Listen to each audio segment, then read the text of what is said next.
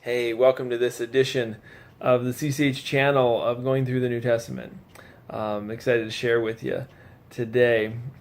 This last weekend, my family and I drove up through Canada, up through the Niagara Falls, and we saw the Niagara Falls. I'd never been there before, and I have to tell you that Niagara has it going on for the falls. They beat the United States. Might be the only thing, but they totally rock it on the better view of Niagara Falls. Here's a picture of my family and I enjoying Niagara Falls. We took tons of pictures. It's amazing how powerful those falls are. I was just mesmerized by the falls, and so as afterwards we kind of looked up, how many people have tried to go down the falls, and it's amazing. You ought to Google it. The first one, a woman back in the 1800s, was the first person, rode it in a barrel. Since then, many people have tried to go down these falls in some sort of contraption, and many have lived,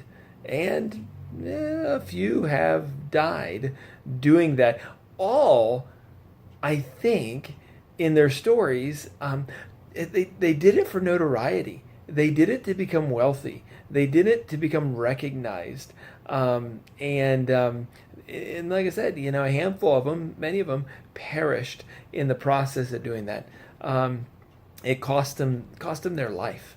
And as I'm reading here in the New Testament, as I'm reading here Jesus in these chapters, like we're in like Luke 7 through 14 or so, which, by the way, I'm behind, but I looked ahead so I could do this. Okay, if you're behind, you're with me, and you can play catch up just like I did. What I see here, Jesus is doing a lot of miracles this week, and he's healing a lot of people. And then there's this section where he talks about like what it costs his disciples to follow him. And he pretty much says it's going to cost you something. And I was just captivated by that, because this question that I'll ask you, I ask myself, what has following Jesus cost you? What does it cost you? We think of the disciples, it cost them their jobs, right? They picked up and followed him.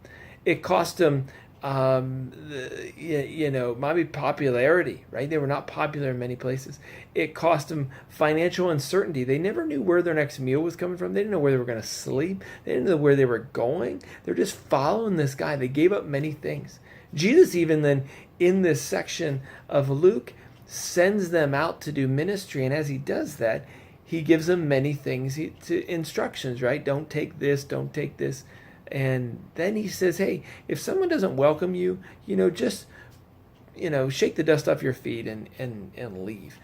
Which makes me think, they were rejected. They were turned away. They were not seen as cool guys, and they risked a lot. Their persecution, we know in the book of Acts, they were persecuted for following Jesus. And to follow Jesus cost them something. Many of the disciples, it cost them their lives later on.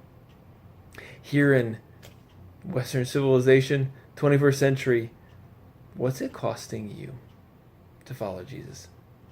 Like, what actually, this is a better question, what's standing between you and God? Like, what is keeping you from fully following Jesus Christ? Like, what is it in your life? Is it something like your ambition? Is it something like your desire to gain or to be the best or to have the best stuff? Is it the money you're making and the things you're chasing at? Like, what are you chasing after? Because oftentimes there's ambition and desire in our heart to chase after things that aren't bad, but they're keeping us from chasing after God and following him. And so I ask, what is holding you back? What is God asking you to give up to follow him? You see, it should cost us something. Maybe at some point it's a friend. Maybe at some point it is some sort of popularity or notoriety.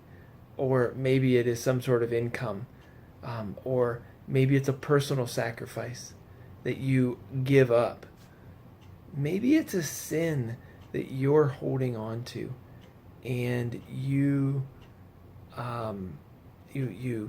It's a part of who you are, and you don't know if you could really do without that that thing, that sin, that desire, that fulfillment.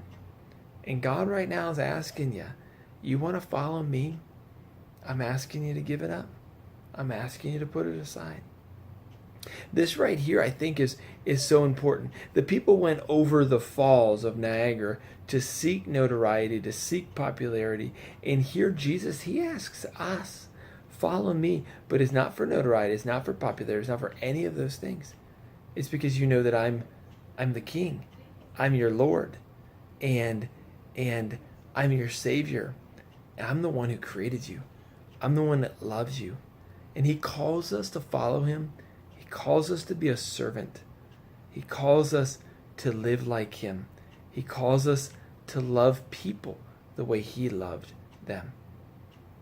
Hey, thanks for tuning in this week. And a couple other things. I want to invite you back to campus early. We met some freshmen today on campus at SOAR, and I'm so excited for the beginning of the school year. I just can't wait. So I want to ask you to come back early. Friday, I think it is August 18th.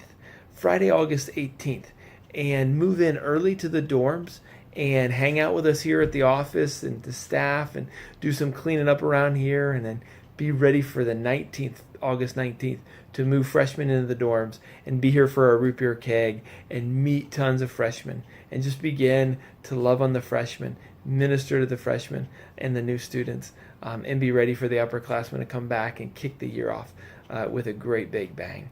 Would you do that? If you'd like to do that, email me, email any of the staff. Let us know. We have to pre-register you by the end of the month. So let's say July 31st. Let us know by July 31st so you can move into the dorms early. All right, man. Can't wait to see you soon. God bless. Bye-bye.